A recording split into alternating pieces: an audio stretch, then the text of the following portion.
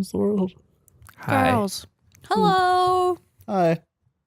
Hi, everybody. Is that the start? Is that what's Hi. happening? Yeah, we'll start it. Hello, everybody. Welcome back to Rock City Trio. I'm Catherine. I'm Adam. And I'm Tim. I don't know. This is Tim's idea. I personally haven't thought much about it because I don't know. But we're going to talk about our own personal heroes today and who they are, what they mean to us. So, Tim, what would you define as a personal hero? Well, I think there's two different ways you could look at it. There is your personal hero that is the more intimate version, the one that helps shape and mold who you are, the person that helped create your foundation of morals and values and help push you to be a better person. Like in like actual personal interaction. Right. And Yeah. then there's the more abstract version of that, where I think someone that you aspire to be like, outside of your circle of people. Kind of public figure-esque. Right. So, I have a bunch, really. I think that, in my own world, my biggest people are my mother, Mark, my grandmother, and my Aunt Betsy. Mm-hmm. Those four, because that's essentially who I was raised by. Right. And they all contributed something different that helped mold who I am today. But then I could look at the broader aspect and looking at like the things that I enjoy. Obviously, I love film, so I could look at somebody like a Quentin Tarantino and be like, that is who I aspire to be like. That is the person that motivates me to be a better filmmaker.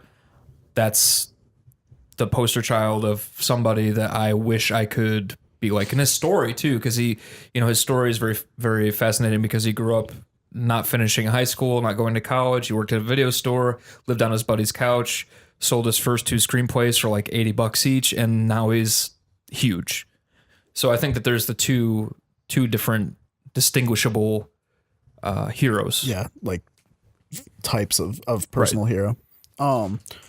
And how much does, also out of curiosity, because I feel like mine would vary depending on when you ask pretty easily. How much do you feel like yours would change? I mean, I would argue probably like actual personally influenced ones don't necessarily change as frequently, but say that aspiring ones, say like Tarantino or something like that. How often would you say that changes for you? So for me in particular, okay, so yes, personally, my mother, my Uncle Mark, my Aunt Betsy, my grandmother, they've always been my absolute favorite. They're always going to be. They've always been there for me. They've always pushed and motivated me, been a shoulder to cry on, etc.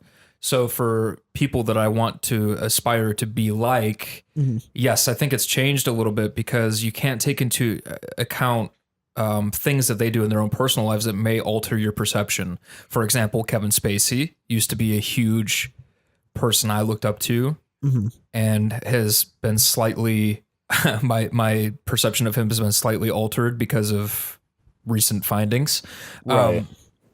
But I think Stanley Kubrick and Quentin Tarantino have always been, since I was probably 12 years old.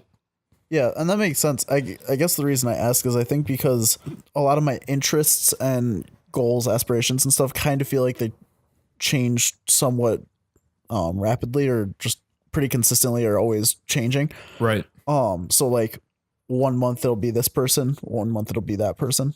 And like there's very much kind of those seasons for me where I'll have a few people that I'm very much looking up to, and then a year from now those are going to be way different. So that's why I ask. So you feel like yours have been pretty consistent then? To be fair, I thought about this already, for a week now or whatever. But I see what you're saying. So for example, if you were to take a look at just anything that I've done for art, if you were to take a look at a film like Black Orchid, I was aspiring to be like a Martin Scorsese, and I used to love Martin Scorsese more than I do now. Right. I think that he's still phenomenal, but is he as impactful to me? Like, would he alter my artistic direction? And if I was to be introduced to him today, no. Right. But I think for me in particular, Quentin Tarantino, David Fincher, Stanley Kubrick have been three very influential people that I would not really change my perception on. Right. And I haven't for years. That makes sense. So for me, I mean, as far as the personal influence type stuff goes, it's kind of similar. I mean, like I feel like certain family members will always kind of do that. Say like my parents tend to be big for that because they've obviously helped me through a lot of different things through my life. My sister as well, quite a bit. But then for me, I'd say more so, even though I wouldn't say it's like a as much of a like look up to, like it's a bit more mutual in a way. A couple friends, like say for me, it's like John, Jonah, Michael, like for just this like long standing, they've really been there with me and for me through some really difficult times, and like have always been that consistency type thing. And like you said, with like shoulder to cry on, things like that, helping pick up my slack at times. Like, so for me, it's kind of takes actually more of the more friend based than strictly just family. But obviously my parents and my sister have had a huge been huge heroes as well. But then going into looking at like public figure style, I think because I've been, just getting into photo, video, like camera type stuff altogether in say what the past 3 years, 2 years, it's kind of been a lot of like influence and from many different artists or like directors, cinematographers, just different shows, movies, anything, actors even. So it's been kind of this like almost overload with it. And so I think that's kind of added to mine changing more frequently because I'm kind of always like, oh wow, I love that too. And like and so it's pretty frequently changing. I think I'm getting more to that point where it's like, okay, that person is definitely a style that means a lot to me, has definitely left an impact, but I still don't have that as solidified. I mean, Tarantino, I feel like for most anyone who loves film or video type stuff, that's going to be on their list of well, sure, it just heroes. depends on what you're what you gravitate towards, because like a lot of people would say Spielberg. Spielberg is a huge name. I don't particularly care for very many of his films, right, but a lot of people really do. But I think the more important aspect of this particular subject is really the more changed your life type thing. Yeah, the more personal approach, because there's these people that you want to be like or you want to impress or whatever.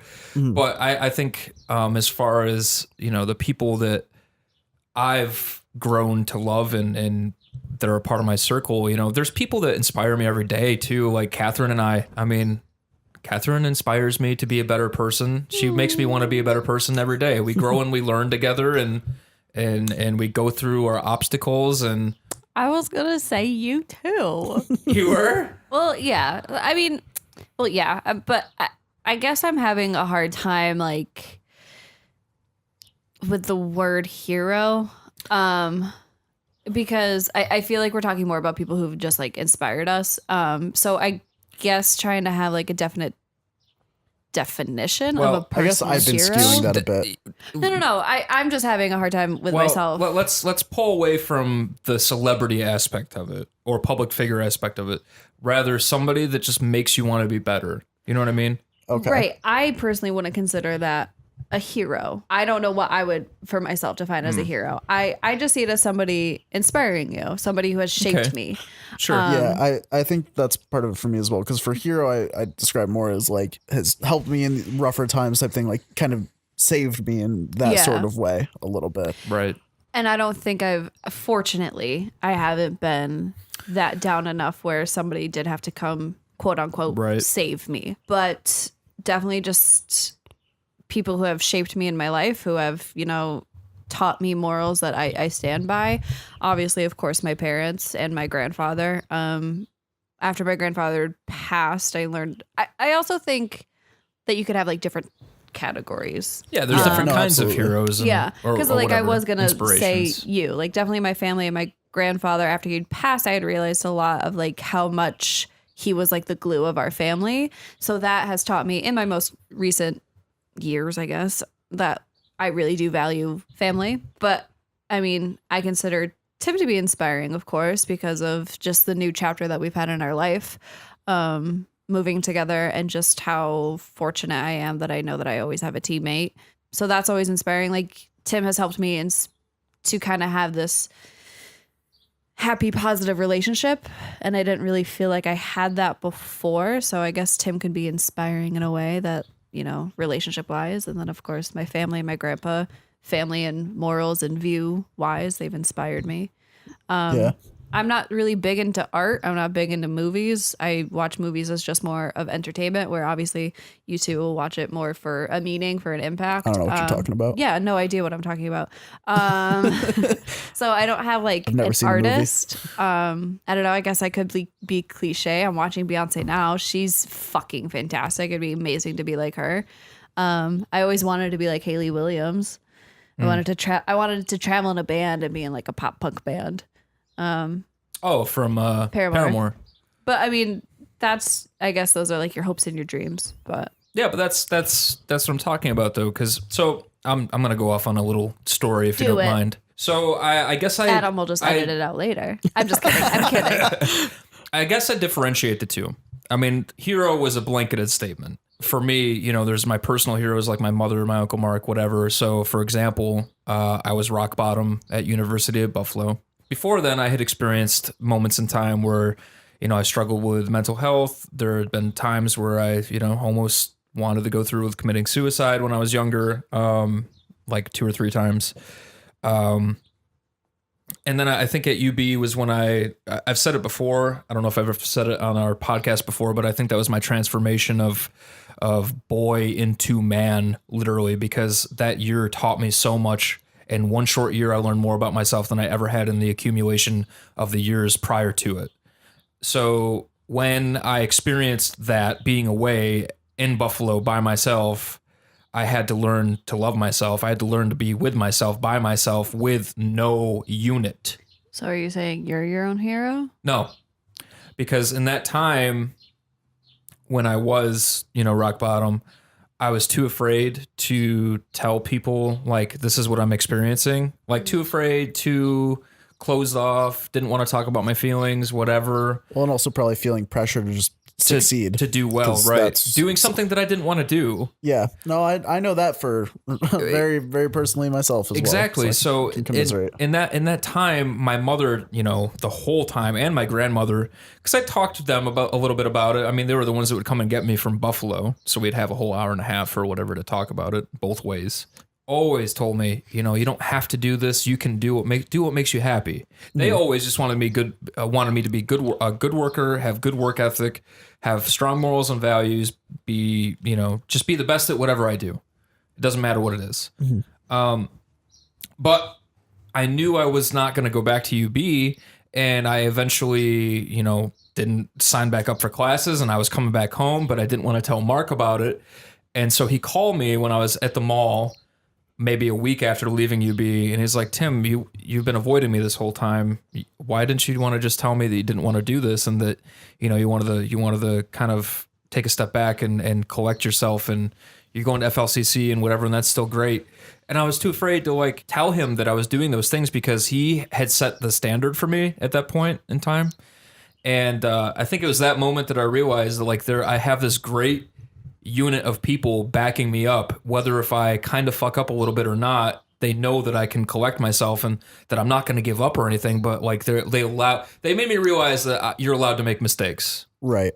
And that's just a part of being human. Well, yeah. And I think kind of similar to those for me is, particularly my sister was a huge aspect in my version of that time of my life. Right. Because when I was saying as well, with the whole kind of feeling needing to succeed, this is what I have to be doing, and kind of the expectation that goes along with that, and not feeling like I could really fail or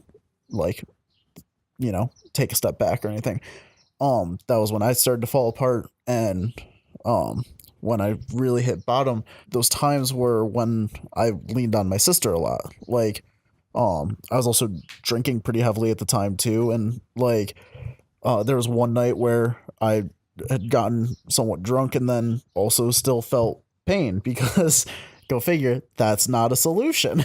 and so I remember calling my sister at 2 a.m. in tears, and her being able to kind of groggily talk to me about it and listen and try to help keep me a bit calm and like talk to me for probably like 20 minutes when she had to be up in 3 or 4 hours for work. Helped me navigate that time and get to those get to finding that point where, oh yeah, my parents are behind me. They'll support me with stuff, and they don't expect me to succeed at everything and be perfect all the time and stuff.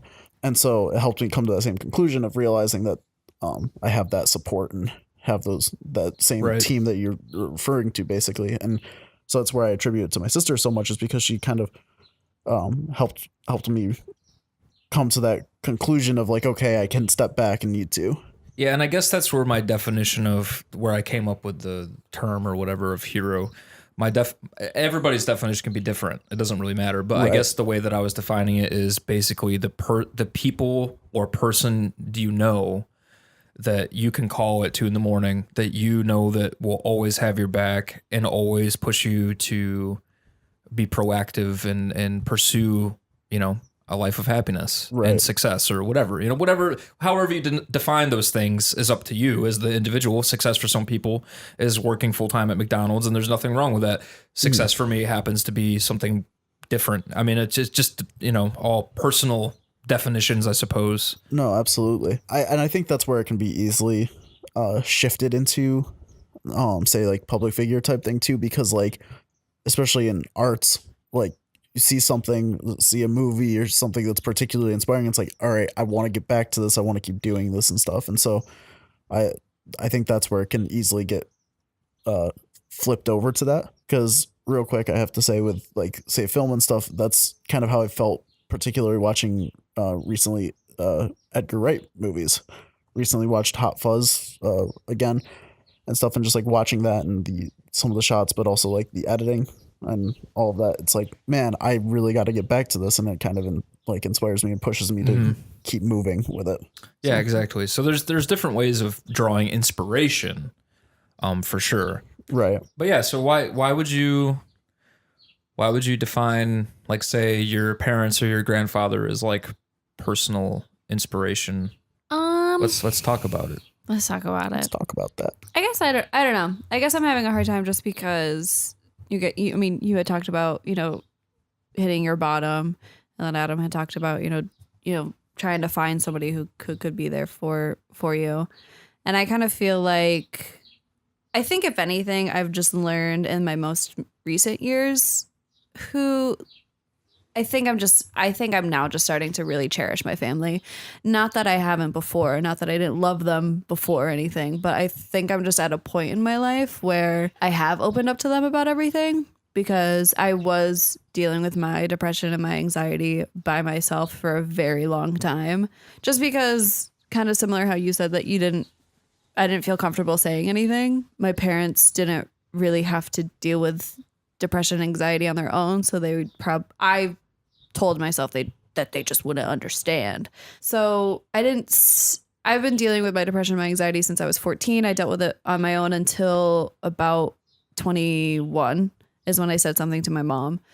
And of course she was incredibly helpful and she was understanding. So as she's growing with her daughter dealing with depression and anxiety, her and I have both grown together.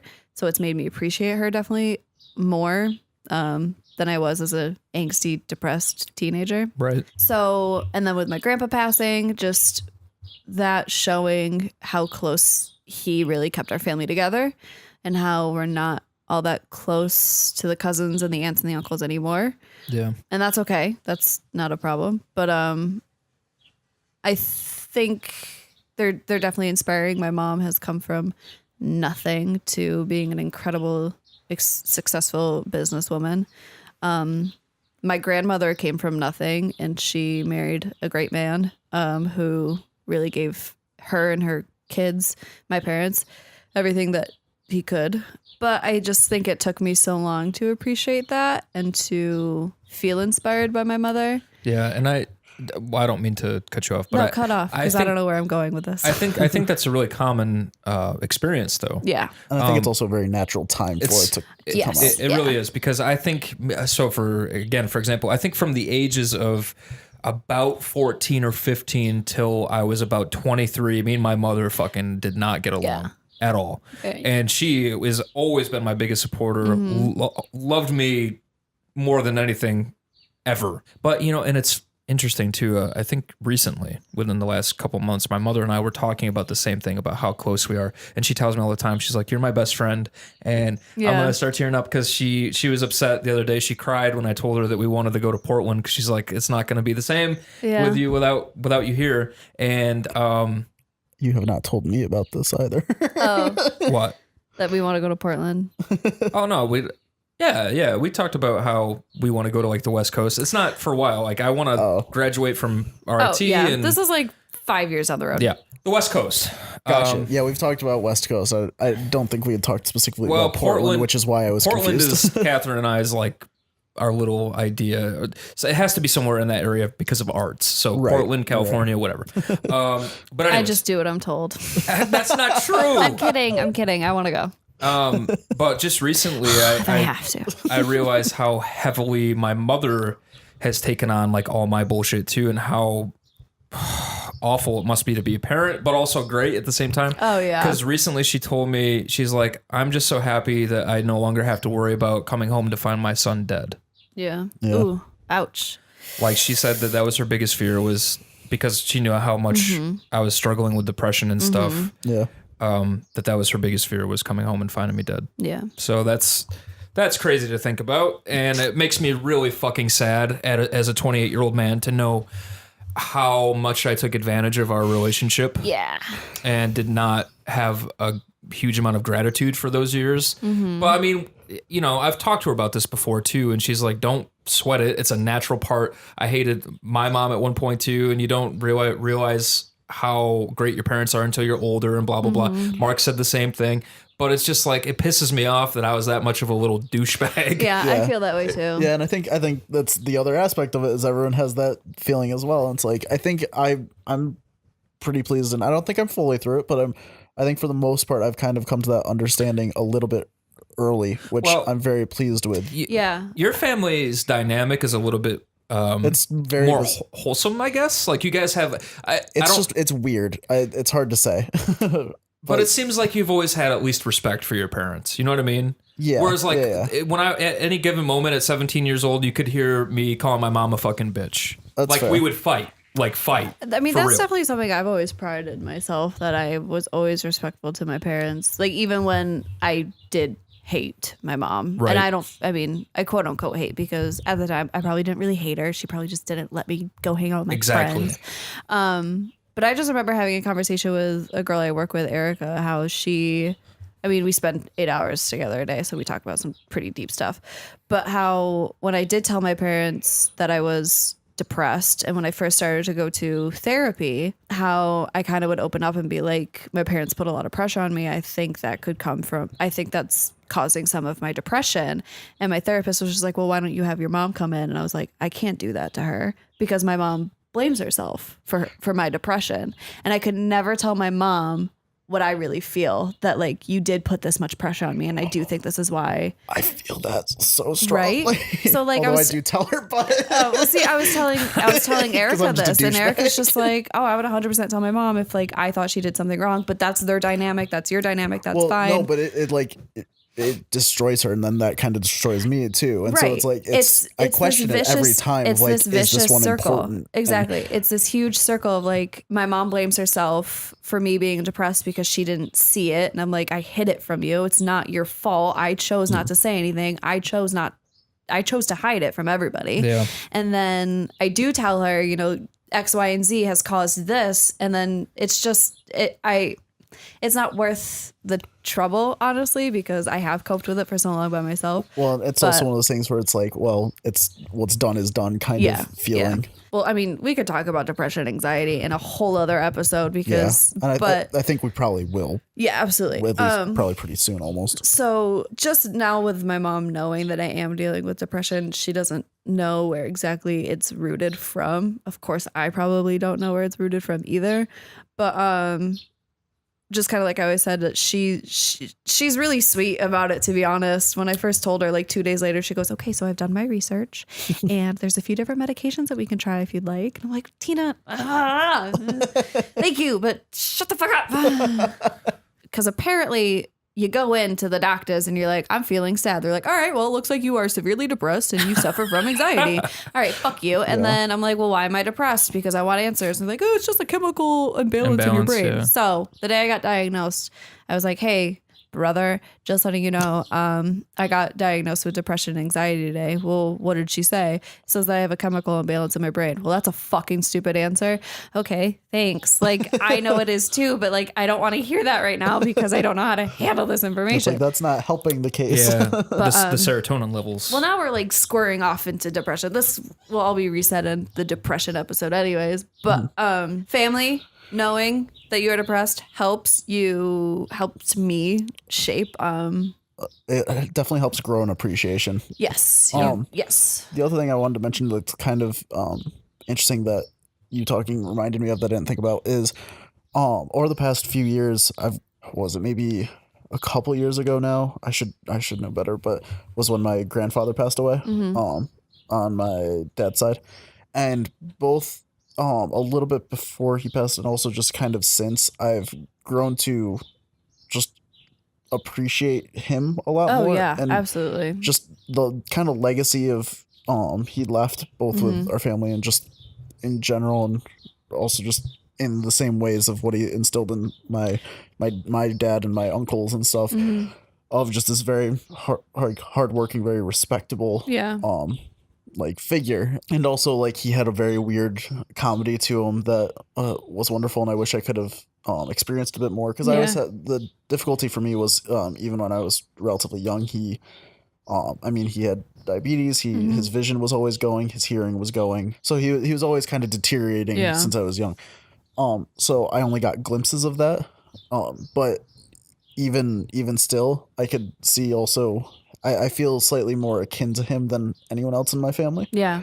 I mean, even just down to like my middle name is after him, like, and he was the only other person in my family that was left-handed, and like little things like that. That's like just this extra little bond and stuff, and then just understanding the kind of person he was and the respect that he earned from like family, from the community that they were in, and everything like that. It's like, yeah, no, that's huge. Like.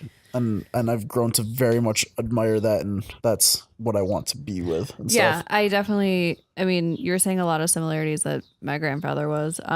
It's one of those things that you don't really appreciate it until it's gone. But trying to like relate everything, I guess I would definitely say that my grandfather is or was the most.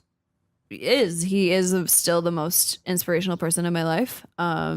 Just because he worked really, really hard to get where he was, and he worked really hard to. I'm fine. He worked really hard to do so well for his family, and I'm sorry. It's nothing to be sorry about. Just that he really did create so many great memories for our family, and he raised my father, who was amazing, and my mother came from like the other side of the tracks, I guess you could say. And her parents weren't the best at all. And like him and my grandmother just took my mom in. And I remember my mom telling a horrible story about how she got into a really huge fight with her father before she got married to my dad. And how she told her father, Dick and Esther are more parents to me than you will ever be. And I mean, of course, that is so sad, but she didn't really have that relationship with her parents. But I think that just shows how great my grandpa was. That like this rough girl from the other side of the tracks living in a shack, like, scrubbing up bars to make extra money with her mother at the age of 16, 17 years old when she first started dating my dad, and he took her in and was always, I don't know, I just remember him always being so excited for all of his grandchildren, and like always, I don't know, like I just remember being able to call him and be like, hey, like I did really great on a paper or something in college. He'd be like, oh, Catherine, that's amazing. Like, I'm so proud of you. And just how he really did cherish his family really makes me want to cherish my future family. Taught me a lot to cherish the family that I have. So he definitely implanted those morals. Implemented. No. Thank you. No, implanted. Yeah. Okay. He implanted those morals in for me that he's definitely inspired me. I think about him every single fucking day. And yeah, he was a cool guy. So thanks, Pops, Grandpops. I came to get down. Sit down your seat and jump around. Jump around. Yeah, I think that's a very similar story to mine. I mean, I can relate better to your mother, obviously, because of my upbringing. And that's why the people that inspire me so much are the ones that I chose, because my mother was a single mom, as you've found out if you listen to our prior podcasts. My father wasn't in the picture really. So being raised by a very strong woman who never took anything out on me, she wanted a kid, and it showed, because I had the most fucking wonderful childhood with her that you could ever imagine. I was spoiled to death with, I don't mean just with stuff, just time and affection, and she put herself through college and was working full time and had me, and never did I feel that she didn't have enough time for me. And, my grandmother, who I'd spend at least one weekend a month with, and she apparently, according to Mark and Betson, my mother was obviously an entirely different woman before I came along. They basically, it's not that they didn't like her or anything, but she smoothed out her rough edges when she had. And she's got some pretty rough edges now. Yeah, no, she was like a sergeant before, apparently. So I never felt that. Even, I feel bad about this, but even my mother said recently that her mother's never said I love you, but she tells me she loves me all the time. Yeah. So I just, having that experience with my grandmother, and she, with my visual impairment, has always been like one of my best friends. Like, she has to cart me places all the time. Yeah. Well, doesn't have to, but she always did, and never complained about it. So I was constantly with my grandmother, even as recent as now. And my Aunt Betsy, who had the same story as my mother, basically. She's just a hard fucking worker. Oh yeah, make shit happen. Could outwork any man I know, and she's hardcore. She's definitely inspiring.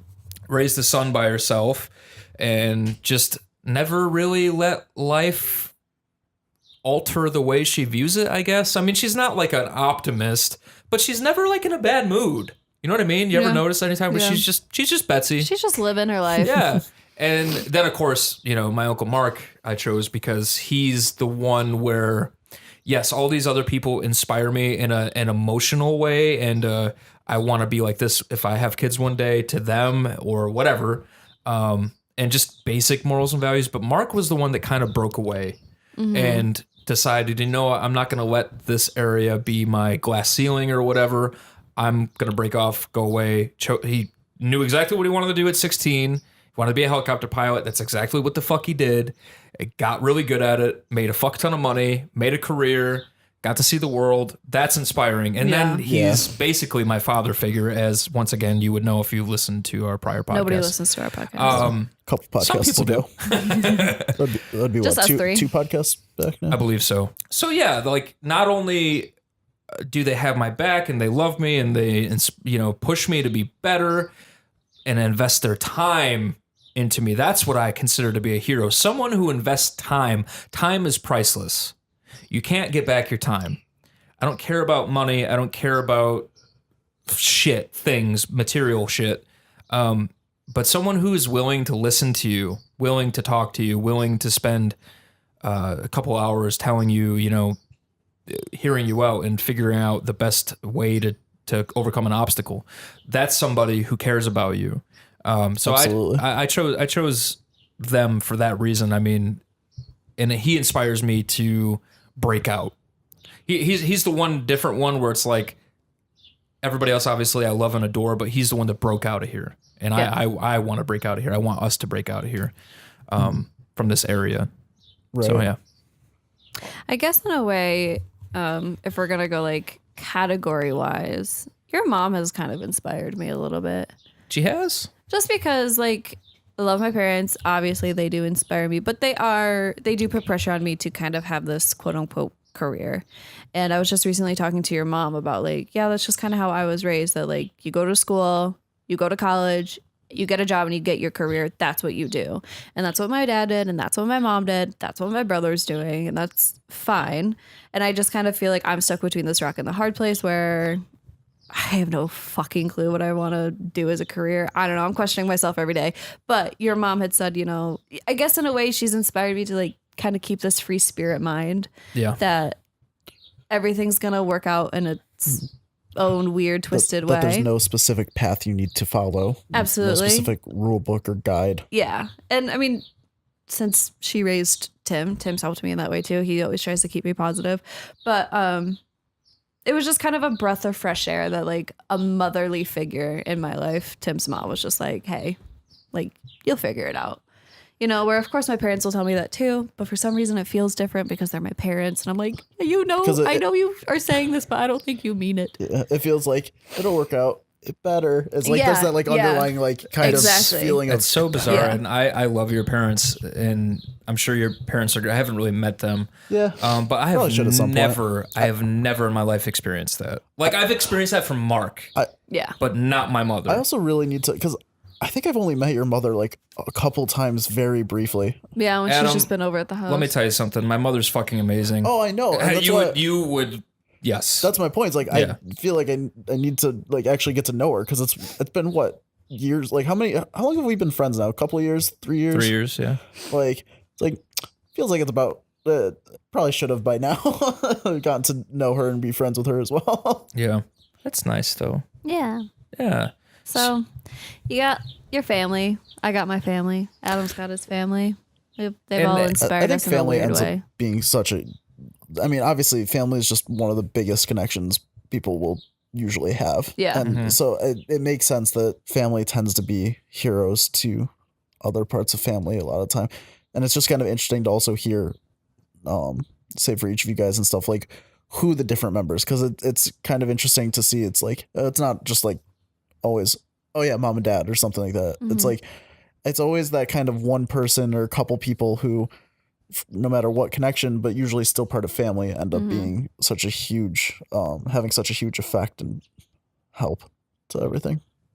Well, and I think that it's important to remember, and I'm talking to our listeners more so, that you don't live within the confines of what society is structured as who you look up to. Because I think family isn't just blood. No, absolutely not. I mean, I'm inspired, like Ben, for example, who told me about his journey as a kid up until he was 17 years old. I mean, I literally had tears in my eyes the first time he told me that story. And I was going to write a feature story on him for one of my finals. I ended up choosing Patrick, but he is inspiring because of all that he's been through. And he's still out here aspiring to be a filmmaker. You know what I mean? Yeah, also, we've gone 2 more podcasts now without having him on. Well, he'll come on at some point. We can do it soon. I mean, because school is going to be done in a week for me. Yeah. But someone like that is very inspiring because you could easily be defeated by something like that. You could be absolutely. He could inspiring because you have overcome the obstacles of being defeated or feeling like you could be defeated by mental health shit. Yeah, I mean, honestly, these are like, it's nowhere near the level of Ben, but also like my leg was a huge setback for me when I was on crutches for 3 months. I think that was before you, like, I got to know you, and it's actually part of the reason I did get to know you, because that's why I ended up at FLCC. But like stuff like that easily can let grind you down, and I feel the same way for Ben, where it's like that is crazy, because he easily could just kind of have a woe is me the rest of his life, and if anything, he's like, no, screw that, I'm going to be successful. Right. Does Ben listen to our podcast? Does he know how much we talk about him? He listens to our podcast. Well, at least he's listened to the first few anyways. Yeah. Hi, Ben. I just want to let you know, so be careful what you say, Catherine. You're so fucking sexy. Jesus Christ. Tim's right here. Sorry. Ben, I got such a crush on you. Oh my god. He's some hot I stuff. was going to say something, but I totally forgot. I just think it's important maybe. Okay, well, one, I have 2 things. I remember now. One, yes, we do think that family could be relatable to a lot of other people, that family is like their inspiration or people who inspire them. But you also have to think that we are very fortunate to have the family that we find inspiring, because there are plenty of people in this world who do not have relationships with their parents. Absolutely. And that really breaks my heart, even though like I was a shit teenager and sometimes I get angry at my mom and my dad. Well, but I think the way I said it sounded more broad stroke when I meant more so just in the confines of the conversation we've had, that I found that fascinating. Right. And I think I just want to Like, I just want to clarify from my having spoken about it as well. I got you. I think for my own reasoning, I do find myself very fortunate just because I do remember, kind of growing out of my angst phase, like me and my mom talking and telling my mom that I was really fortunate for her, that we did have this relationship, because a lot of my friends in high school didn't have the relationship that my mom and I had, or have. So I think that's important. And then, to be like, hey, we are really fortunate to have this kind of families. And then 2, I forgot it. Shit. Find somebody that you can talk to, because I think the 3 of us specifically, we needed somebody to talk to, and that's how we found our inspiration. Like, that's how I found my mom to be inspiring. Just how patient she was with everything that I was dealing with, even though she knew little about what I was going through. Right. So I think it's important to find that person that you feel comfortable with. Find that person that you can talk at 4 a.m. Yeah. Um, Find the people that'll help you fight. Basically, yeah. Find those people that do inspire you, and then cherish them and talk to them and let them know that they're inspiring. Let them know that you care about them, because some people don't hear it as often as they should. Like every day. Probably most people. Every day, my coworker Erica walks out and I tell her that I appreciate her every single day. I'm like, hey, I appreciate you. Just so everybody knows. She gets her fill of validation. Yeah, I think it's important. You Gratitude need to tell. goes a long way. It really does. No, Yeah. it's Hence so why I love thank yous so much. Tell me thank you a million times. Ironically, 1,000,001 is too many. 1,000,000 times, bring it on. And ironically, gratitude is underappreciated nowadays. Like, or is not practiced nearly as much as I feel like would be beneficial to people. Oh God, yeah. I mean, that's the. Gratitude goes such a long way, no matter what. Work environment, family, friends. Gratitude is so huge. Yeah, 100%. But yes, love the ones you got, because you never know what could happen, and people should live their lives knowing that they have an impact on people. So it's important. Yeah, I want to know if I'm inspiring to people. I'm pretty plain Jane, so. Inspiration. Your name's Catherine. My name's Catherine. I'm plain Jane. My shirt matches this pillow practically perfectly. It's like camouflage. It's fantastic. It is a golden yellow. I love yellow. It's yellow like the sun. Fuck space. Oh yeah, space. The final frontier. But Shout out Leonardo DiCaprio. Edit that out. I'm Batman. I'm Batman. All right, everybody. I hope that you enjoyed our podcast on who inspires us and who we consider to be our personal heroes. This has been Rock City Trio. I am Tim. I'm Catherine. I'm Adam. Bye. Thanks for listening to us. Thanks for listening to us. We'll talk to you soon. Bye. Bye. Bye. Bye. Bye.